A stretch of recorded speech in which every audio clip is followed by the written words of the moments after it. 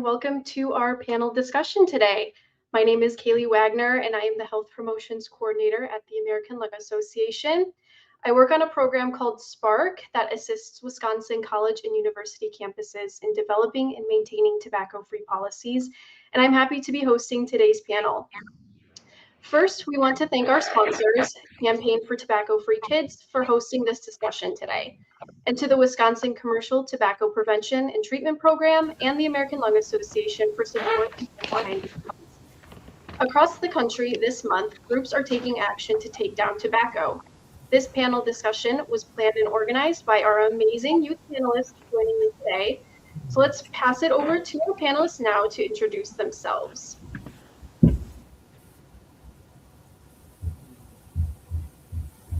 We'll start with you, Donovan. Hi, my name is Donovan. I go to Milwaukee Lutheran High School. I'm 17.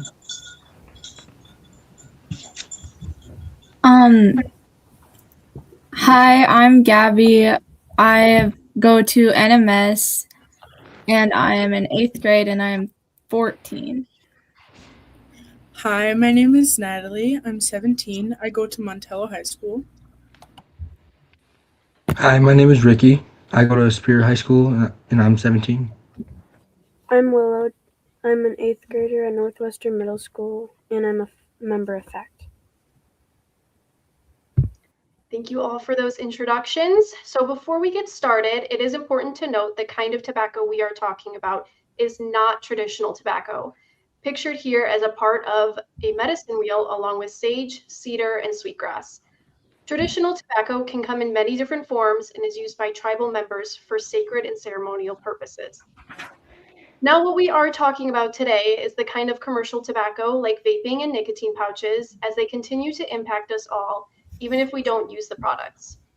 Last year, students from across Wisconsin took part in a statewide Youth Voices project where more than 2,200 teens shared how their lives are being affected by vaping and nicotine.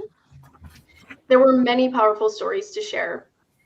To take the conversation a step further, we have organized a panel discussion to dig into some of the themes and topics. When reflecting on what youth shared in this project, the young people we spoke to said they want adults like you to listen.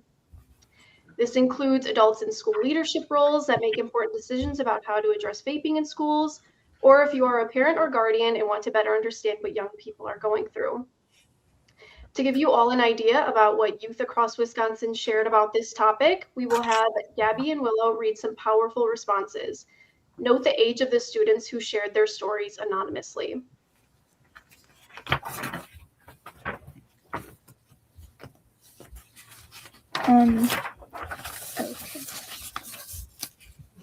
My dad uses nicotine. It never really has impacted my life, but sometimes when I think about it, my heart hurts because I wish he made better choices and never started using it.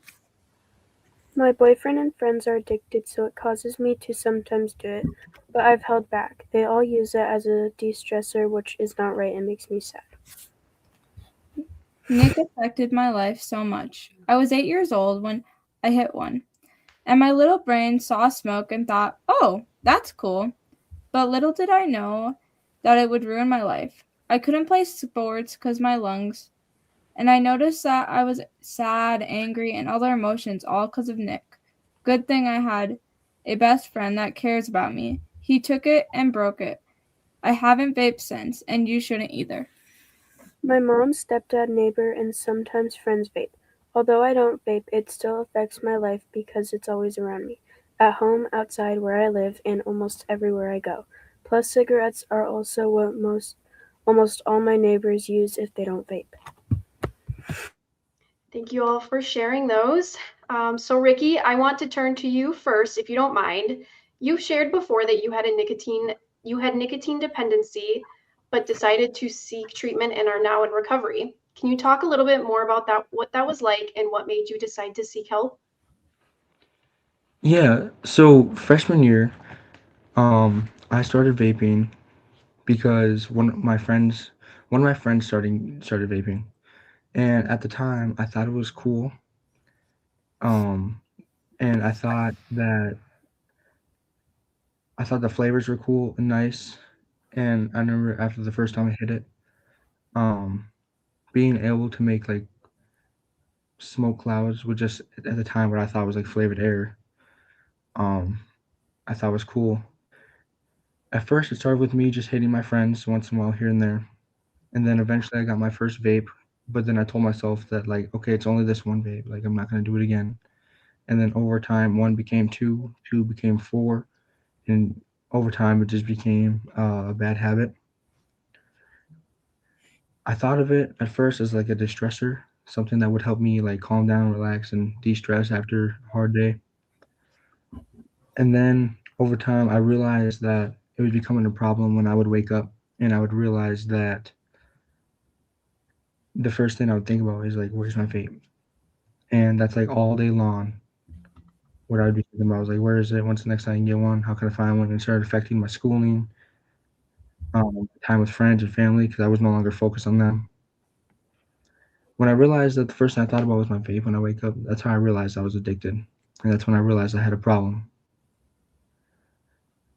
I realized that being addicted, it feels like something has a hold of you. It feels like there's a chain around you that you don't have control of. And at first, I remember I was thinking, I thought I didn't have control. But then I realized that I could. I wanted to stop, and I knew something was wrong, and I knew something was bad, and I tried to quit on my own, but I didn't take the proper steps I needed. I didn't seek any help or anything like that. But then later on, my freshman year, I got into a lot of trouble at school, and I'd already been at the time I'd already been in trouble in the past, and that's when I realized that like that part, the biggest part about it is over. Like I already, the worst thing that could happen happened, and I know something for me when I got in trouble, it made me feel ashamed at first because like I think it's important to know that like there's a difference between like getting scolded about it and getting supported, the support you needed, and I didn't get the support I needed at first, and I think it's important that when you realize that you have a problem like that, I knew I needed support and not just to be yelled at over and over and looked down to. So, yeah. And Ricky, what would you say was one of your biggest motivators to getting support? Um, my number one thing for getting support, probably was going to Jane Larson. Because some of the trouble I'd gone to at school, I'd gotten forced to go into this group with Jane Larson, and at the time, I thought it was gonna be like boring. Someone just telling me like what kind of um like how vaping's bad and this, that, and the third. I didn't think it was gonna be like beneficial at all. But then I went to it and I realized that like you actually work through your problems and you work through and figure out like why you need this, why you need that dopamine rush, like what's going on, like what's really going on. Because people who do that, it's not just for fun. It's not because everything's so great and life's just candy and dandelions. And so I would say that getting connected to Jane was the number one big part of me of getting like the support that I needed. Thank you, Ricky, for sharing that powerful story. And I know that was personal to you, so thank you for that. Our youth wanted to invite an expert in the field of how nicotine affects the body and brain to be a part of the discussion today. Dr. Drew Locuta is an instructor of human physiology. Dr. Drew, I want to turn it over to you now. Can you help us understand how nicotine affects the body and brain of young people? Thanks, Kaylee. It is now so common for all of us to hear, see, and read advertisements that declare this product contains nicotine. Nicotine is a highly addictive substance. And a very concerning problem that I am hearing with regularity is the response to these advertisements by people around me. They say, and so what? It's been around forever. People aren't smoking cigarettes anymore, they just vape. or pop a pouch into their mouth. It's not that big a deal. And our communities are obviously, they're getting numb. They're getting desensitized to the problems and dangers of nicotine consumption. Nicotine has profound and harmful effects on many body systems. These include things like the nervous system. You could have the next slide for the nervous system. We acknowledge that nicotine's effects on people that the people are seeking include stimulation of the nervous system, especially the brain and the spinal cord. The nicotine will temporarily increase the mood and the motivation. It will temporarily increase dopamine release. Yes, it does do these things, and that's why people are tempted and or driven to consume it. But a huge problem always develops quickly for the consumers of nicotine. The habitual, continual consumption of nicotine makes the nervous system dysfunctional. See, nicotine makes it very difficult to live your life without consuming more nicotine. We are describing the addiction development, which also includes the absolute requirement that you consume more and more nicotine with greater and greater frequency to get the same desired effects. Your brain function is changing, and not in a good way. Nicotine becomes a vital component of that brain function. You take away the nicotine and you're left with a brain that just doesn't know how to operate naturally. And this is what really leads to much of the withdrawal problems. Now, nicotine also does some powerful things to the cardiovascular system. Again, people are consuming the nicotine for these desired cardiovascular effects, including increased heart rate and blood pressure. This is why the athletes are using the oral pouches with alarming frequency before and during practice. Why high stress, high energy, labor intensive job workers are consuming the nicotine. And again, these sought after effects lead to cardiac system dysfunction. And that's going to include increased occurrence of coronary heart disease and stroke. These can be more than double to quadrupled rates for people consuming the nicotine. It's going to reduce the blood oxygen levels being delivered to all parts of your body. It's going to contribute to the artery hardening and heart disease. So there is a definite shortening of lifespan. That's not a surprising outcome for these people. Now, the last one, very relevant in recent years, is the harmful effects of nicotine on the respiratory system. Let's be clear, it is not a harmless, soothing vapor. It is a chemical and poison-laden aerosol with toxic heavy metals, poisonous, dangerous organic substances, and absurdly high amounts of nicotine. An easy-to-complete analysis leads everyone to conclude that vaping is just as disease-inducing as cigarette smoking is now appreciated to be. It damages your airways. It damages your air sacs. This is reducing your lung capacity. It causes chronic lung disease. This includes COPDs, chronic bronchitis, emphysema. It harms virtually every part of your lung. And we now are starting to understand the secondhand inhalation also increases respiratory disease risk in the children around the people vaping the nicotine. This is just the tip of a knowledge mountain that we could explore in much more detail throughout the body. But for now, let's throw it back to Kaylee. Thank you so much, Dr. Drew, for sharing that information and teaching us a little bit more about what nicotine has on our bodies. So now we want to start to dive into some of the reasons why we are seeing youth and young people use tobacco and nicotine products. According to experts, heavy advertising is a big factor in youth experimenting and using products. Billions of dollars are invested every year to advertise these products as fun, with many different tech features, and 70% of young people report seeing these products on social media. Flavors also continue to be one of the top reported products youth who currently vape or use nicotine pouches say they are using. Additionally, there is peer pressure felt in middle school and high school. So I now want to turn it to some of our youth panelists to really get into this. Natalie, let's start with you first. What are the messages that you receive about vaping and other nicotine products? I think some of the messages that I see is that all posters are very low to the ground, very easy to see. They're always super bright colors, super exciting. And I also think that, especially the youth, we see it a lot on social media. There is no filter as to what we see and what we don't see. And sometimes creators who are adults don't realize that a majority of their following are young and they're heavily influenced. And it's, like I said, it's not filtered. So we see it all the time everywhere that we go.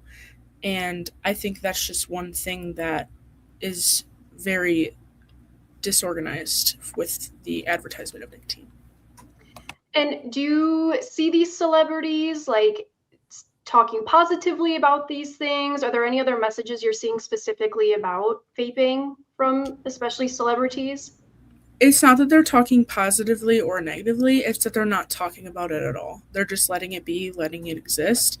And I think that's one thing that needs to be spoken about is the negative effects, and it should not be ignored.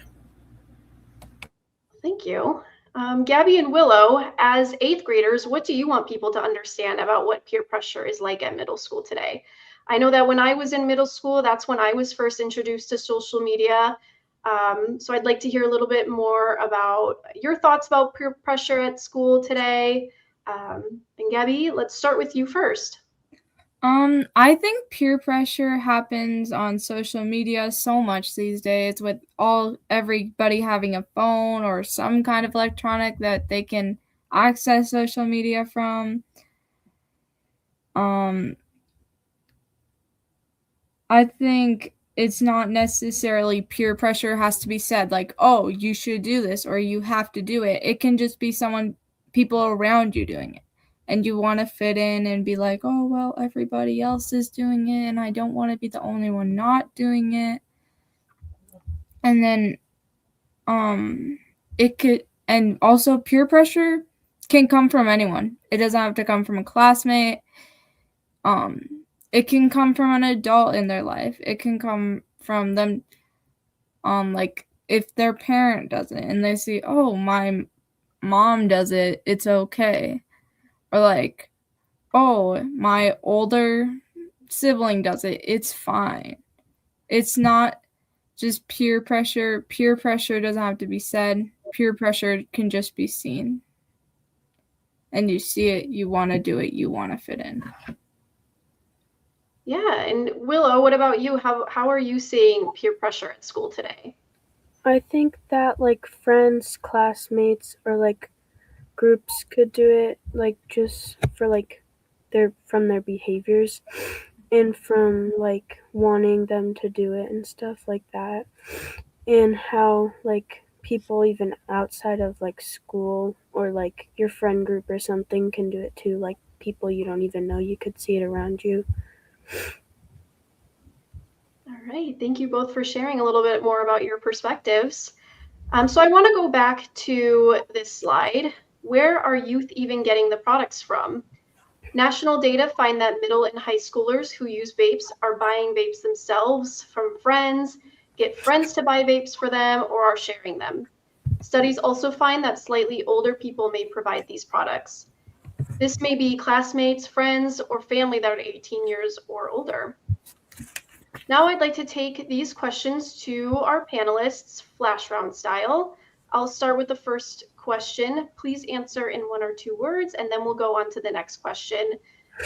We'll start with you, Donovan. How often do you hear about kids sharing vapes? Very often. A bit. Quite a bit. A lot. Pretty often. Where's the last place you've heard of someone getting a vape? The TikTok shop. Older sibling. An older friend. Just buying it themselves. Like around public areas. Where do you see people your age using these products? In school. The school bathroom. At school or in their cars. Yeah, at school or in their car too. Bathrooms and like people walking on the streets. How often do you see tobacco or nicotine products in TV shows, movies, online content creators? Often in online content creators. Once or twice when I'm streaming or watching. I mean, Probably like 50% of the time. I see it probably a little bit more than 50% of the time as well. A lot. Like on like apps. All right, thanks for that, everyone. Now I want to switch it to emerging products like nicotine pouches, also known as ZYN. The tobacco and nicotine industry continues to try to get young people hooked on their products. Addiction is a good way to get a returning customer, and the younger they are, the more money big tobacco can collect. Vapes have been what you've seen in the news, but newer products like nicotine pouches or smart vapes and novelty products have shown up in stores. They are made to be hidden easily. And of course, flavors are always added to appeal to youth. So, how much of a choice is it to use these products if the industry is trying everything they can to make young people interested in these products? So, I want to turn it to Donovan. What are your thoughts on ZYN and nicotine pouches? I think that they're much too easy to hide and too accessible by the public to get them. It's too easy for teenagers to get a hold of them. And why do you think that is, Donovan? Can you expand a little bit more on that? Well, because that's what they want. It's if you get a teenager to be addicted to your product, then you'll have a longer time to get money out of them. Do you think that how, ZYN, doesn't have a smell or there's discounts on them? Do you think that's a big factor in getting people to want these products? Yeah, because schools ban them, the ones that smell or the ones that they can see. But if they can't see it or smell it, then the school can't do anything. And Natalie, why do you think the industry is targeting youth with new products like ZYN? I think one factor is that Zins have so many different flavors, and most of them are like fruitier or flavors in that sense that kids think are more interesting than just regular mint. They're also super easy to hide. I've seen people who use them before, and you can't even tell that they have them in. The only reason you would be able to tell is if you watch them use it. They talk normally, they act normally, they don't smell, they don't do anything like that. And I think that the easy to hide factor plays a huge part in it, especially in schools. Awesome, thank you. So youth who use tobacco or nicotine products want to quit. As we have heard, this is very difficult to do because nicotine is very addictive. I want to turn it to Ricky first. What would you say to people working with kids in school or at home to help people understand what young people need to remain or get nicotine free? So I would personally say that the biggest thing, and this goes for most kids, anyone who ever wants to get help, their biggest fear is getting in trouble. That's like the number one thing is they're scared of getting in trouble. Most kids I know at least that have done it have always been like hiding it from their parents. So like the number one fear is like going to someone who like has to contact their parents or something like that. So in schools, I think it's all about how you go about it. If you go about it with like punishments and like aggressively and like, oh, we're gonna do this, this, and this, and this, and this, like all they're gonna do is try to figure out like absolutely how not to get caught. But if you go up to it like for our school, like with Jane or whatever, for me, knowing that like if you go to her on your own, that she doesn't call your parents, that's a huge battle on its own. So that's what I would say. I would say go at it with like don't go at it like aggressively, like you're mad with punishments. Go at it more, um, like calmly with more support and less like putting down. If that makes sense. More like we're here for you, not you need to do this, not So yeah. Yeah, absolutely. And I'd like to get another perspective from Gabby. What would you say to people who are working with kids in school to help them understand what young people need to remain or get nicotine free? I feel like just being there, not like accusing them, being like, you need to quit. Like, they understand they need to quit. They understand it's probably not good for them, but they just need support. It's not something you should yell at them or get them, be like, oh, we're going to tell your parents, like everything. But being there for them and being like, we're going to help you through this. You're gonna be fine. We're gonna deal with this, instead of yelling at them and making them feel worse and feeling like, why did I even try to stop? Yeah, absolutely. Thank you for that. Um, so then I want to talk a little bit more to the people working in schools. We want to call out resources for what's called alternative to suspension, as well as support for youth who want to quit, also known as cessation. We'll be sure to post a link to this slide in the recording description. But since you had the experience of your nicotine addiction interfering with school, Ricky, what do you want principals or school staff to take away about how nicotine products have impacted you? So okay, to take away from impact, I would say that I think that they should know that the impact that nicotine has on you is so much more than just like the physical effects that Dr. Drew talked about earlier. Like it's so much of an emotional roller coaster as well. I mean, I think one, the stress of trying not to get caught is like, and I cannot stress that enough. That is the biggest factor to everything is not getting in trouble. So like, I would like principals and people to know that like, don't treat it like a big crime, and treat it more like a mental health issue, kind of, if that makes sense. And I would say that just like how important this is and how that there is ways to prevent it without just straight up being like having super hard punishments, if that makes sense. Yeah, and And then that can this you isn't something you can control either. absolutely. Can you talk a little bit about what it was like to go through the in-depth program? Yeah, for sure. The in-depth program for me, at first when I went to it, I was very nervous. And to be honest, I thought it was gonna be kind of like BS. Like I thought it was gonna be some lady in a classroom talking to me about like why you shouldn't vape, the health effects that we just went over. Like, you know what I'm saying? I thought it was gonna just be someone trying to like basically like convincing you not to vape. But it wasn't like that at all. It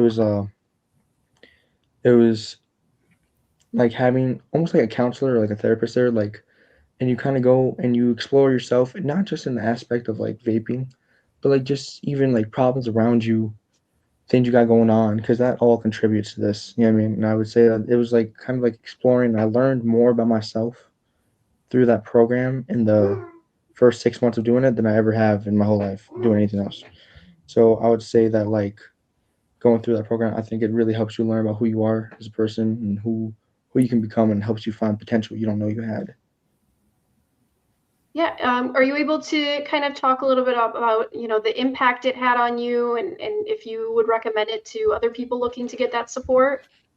Yeah, absolutely. So the impact it had on me, um, it so for me personally, it completely changed my life because I was at a spot. I had already been in all the trouble by the time I'd gotten to the in-depth program. So I just wanted to get better. I knew I didn't want to do anymore. It already caused me so much trouble in my life. I was at a spot where I wanted the help and wanted to quit. So for me, it completely changed my life. I was able not only to quit, but I was able to expand on it and do good for my community. And I switched my whole, not only that bad habit, but other bad habits I had around schooling. You know what I mean? I got turned me into a straight A student who, and I just felt like I finally had like support. Like I wasn't carrying everything by myself, if that makes sense. And I think that I would absolutely recommend it to others. And even if they don't like want to stay in it, at least even if you don't want to fully quit, because that's the biggest thing. Is people like I want to like people think that you got to go into the program being absolutely ready right now to put everything down, And that's not true at all. You can go in there and be like, hey, I have a problem and I'm not 100% ready to give it up yet. But I want to learn more about it. I want to start somewhere. And I want people to know that you can still go into this program and with that same mindset. And over time, naturally, you will change. Your mindset will change about it and you do better and better. But yeah, that's, um, that's what I would say about it. Yeah, thank you for that. That's very insightful, and I think a lot of people can take away from that.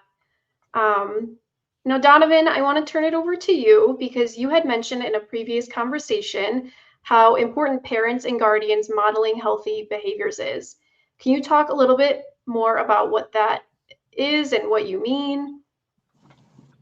Well, what I mean is that parents are a center role model for children because they're like the biggest figure in a child's life, even if they don't realize it, or even if the child doesn't realize it. Um, Children pull a lot more from their parents than they think. A lot more habits, good and bad habits. So if the parent was smoking, then it's likely that the child will smoke too. Um, but it's also that if the child is trying to stop smoking and the parent is still smoking, they may make the child think that it's okay because their main role model is doing what they're trying not to do. And can you maybe just expand a little bit more about that? Like, do you think that maybe kids don't always have control over what influences them? Yes, I don't think we have very much control over influences. Like, we have control over influences of like at school or friends, like people you hang around. We don't have any control over what you get from your parents or guardians or family, people you can't help but be around. Absolutely. Thank you for sharing. So, what's next? What can people do to help young people against all the marketing and pressure to use these products? Natalie, I'd like to turn it over to you now to talk a little bit more about Marquette County Teen Court. Yes. So, as a member of the Marquette County Teen Court, our main goal is to repair harm. And we understand that harm is not always seen in like certain acts. I mean, obviously it's seen through things where things are damaged or people are hurt, but sometimes the harm is to yourselves or to others.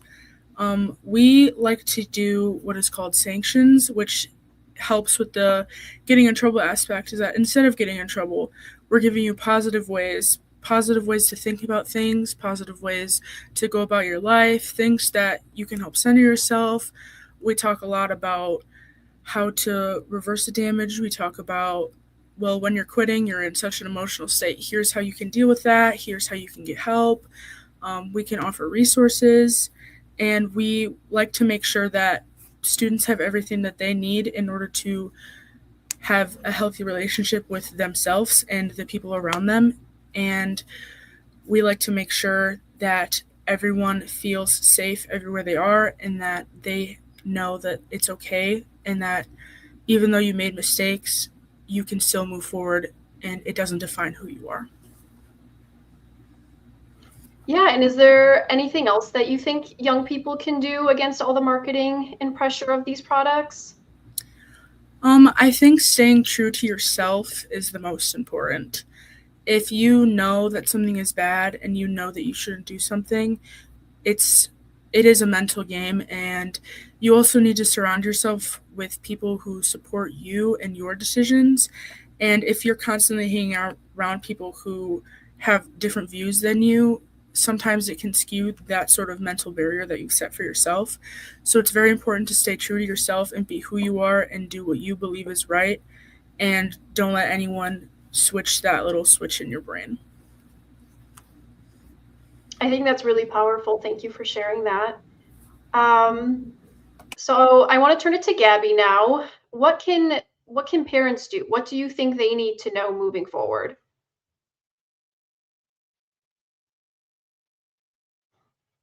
Oh, Gabby, you're on mute. I think one thing parents can do is having a conversation with their kid. No matter what age they are. I've heard about like 9 and 8-year-olds doing stuff like vaping and nicotine because they just thought it was cool and they were influenced bad very young. But I feel like you could have a conversation with your child, not being like, "Oh yeah, I think you're doing this." Be like, "Oh well, this is bad. You shouldn't do this. And if you are doing this, I really hope you will be ready to go through and stop doing it." I'll, um, and the one thing I really hope that parents would get, if after this they still don't feel too informed and just go off, but like I feel like parents should get informed before talking to their kid, before being like, "Oh, this," like, and not knowing the actual truth and it's not being right, and actually telling them the truth and stuff.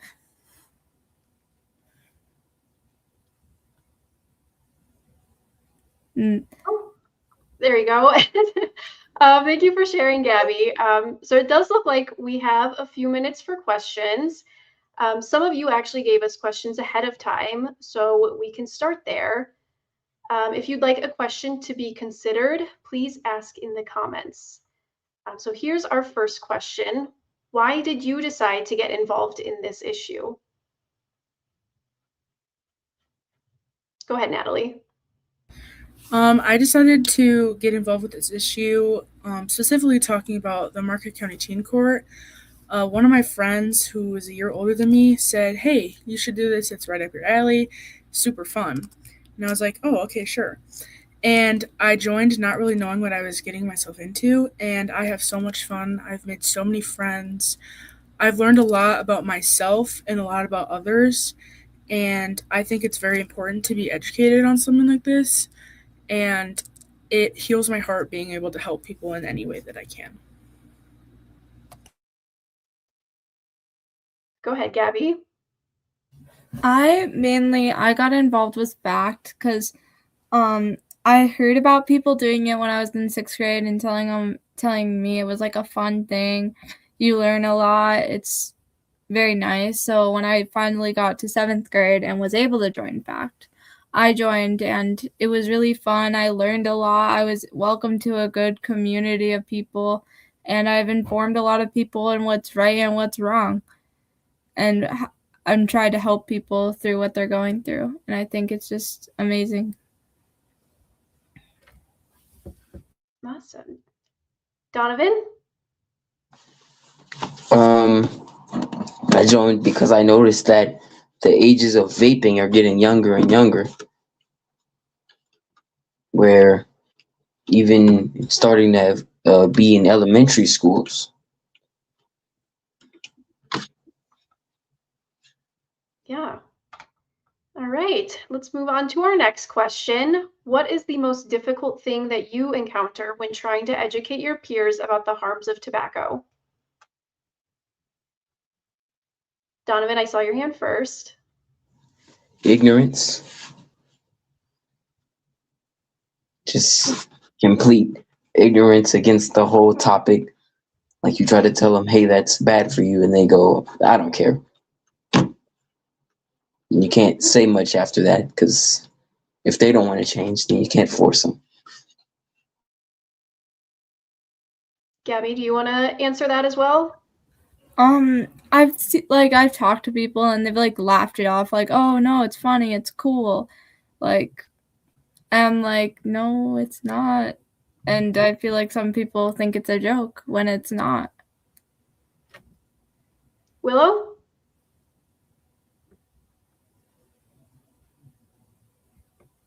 Willow, you're on mute.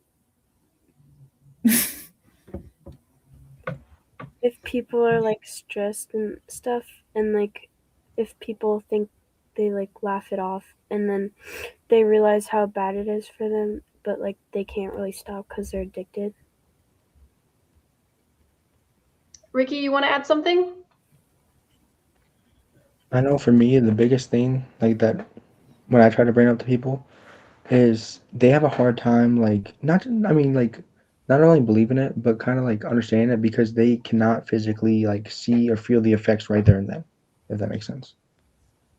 Absolutely. All right, it looks like we have a question for Dr. Drew. You talked about how nicotine affects the mind and body, and we have a question about how quickly addiction can happen with these newer nicotine products.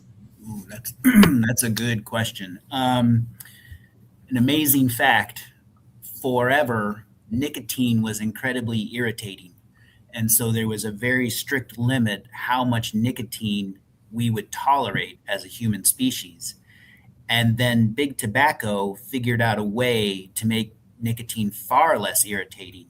And the moment they did that, they were able to make the concentration of nicotine unimaginably high. And the direct consequence of that gets to what you're asking. So it is not hyperbole to say that it can happen in days. You can, with these new high concentrations of nicotine, you can be addicted in just a few days. This happens because not only is it less irritating, but it's also more quickly absorbed. This is going to give you a bigger hit, a bigger feeling, and that bigger feeling of well-being or happiness, you're going to really seek that over and over again now. And again, this is all because of the high dose, high absorption. You particularly have to be worried about this for young brains that are still developing. The teenage brain is particularly vulnerable to anything that has addictive properties, and so the big tobacco again really scored a tremendous win for their industry when they realized how absorptive, how high dose, and how easily it is to now deliver to the teenage brains, which then they hope are going to be consumers for life. I would just highlight the retention rates now of people using these high dose nicotine. It's all about the manufacturing and the marketing. Our panel has done a wonderful job today highlighting how they cleverly market this to the teens with both messaging and flavors. This is something that you're going to seek out even more now because of the clever marketing that's going on. So these things all factor into the addiction. And again, I say it's an amazing fact. It can be within days. Okay, thank you for sharing. That was very insightful. And then we have another question here. How do young people feel when they see adults they love using nicotine? How can that exposure influence their own choice to try nicotine? Gabby? I feel that, say if one of your parents are doing that and you just you could feel bad for them. You could feel worried about their health. Like there's a huge worry if, oh, they're doing this could be bad for them. And you wouldn't want your parent, a lot of people wouldn't want their parent purposely doing well, not purposely, but doing something that could be hurting them, and it's really difficult. Yeah. Willow? I think that if they grew up to their parents using it, they could really think nothing of it, but when they get older and they realize that their parents are having health issues or something, that it really affects them. Absolutely. All right, another question here for young people. Do you feel that there is more social stigma associated with using nicotine or not using nicotine? Donovan? Using nicotine. And why do you think that is? Because there's some people in public who say, "Oh, you're lame for not smoking with us," or things like that. But there's many more people who call people who use nicotine disgusting, or hate them for what they do. and don't try to understand what they're going through. Natalie? I think the only reason that there is more social stigma between using nicotine is because the people who don't talk about it as much as the people who do. And I think it also comes from like the factor of like, oh, if I don't do this, people are going to think that I'm not cool. So I'm not going to say that I don't do it or that I do it. I'm just going to not say anything at all and completely ignore the topic. And I think that if more people were to talk about like, hey, you shouldn't do this. Hey, this isn't good for you. Hey, I don't do this. The social stigma could switch to either 50-50 or more not versus who are actually doing it. Yeah, those are great points. Thank you. It looks like we have one last question here, and that is, what is one thing you wish elected officials like your mayor or the governor knew about youth tobacco or nicotine use? Natalie? I wish they knew how easy it was for children to get it. I think that sometimes they underestimate people and think, oh, well, if there's a legal limit, that can't be broken. But I don't think that they realize that there's so many other ways that children can get these kind of products, and things like this need to be more thought through. And I wish that they understood that we are way smarter than they think that we are. Absolutely. All right. Any last thoughts on any of those questions from our panelists? Perfect. All right. Well, thank you for joining us today, everyone. And thanks to our panelists, Donovan, Gabby, Natalie, Ricky, Willow, and Dr. Drew for being a part of this discussion today. We really appreciate your time and willingness to share your stories and perspectives. You're also getting a lot of love and appreciation for sharing your stories and perspective in the comments today. So you should all feel very proud of that. And special thanks to Campaign for Tobacco-Free Kids for hosting our event today. This panel has been a part of their National Day of Action events and is an opportunity for us to come together, stand up to big tobacco, expose the tricks this industry uses to lure kids into addiction, and call for change. With your participation, our collective voice is stronger. And if you can all take a moment to take a short survey, we'd greatly appreciate it. Thanks, everyone, and have a great night.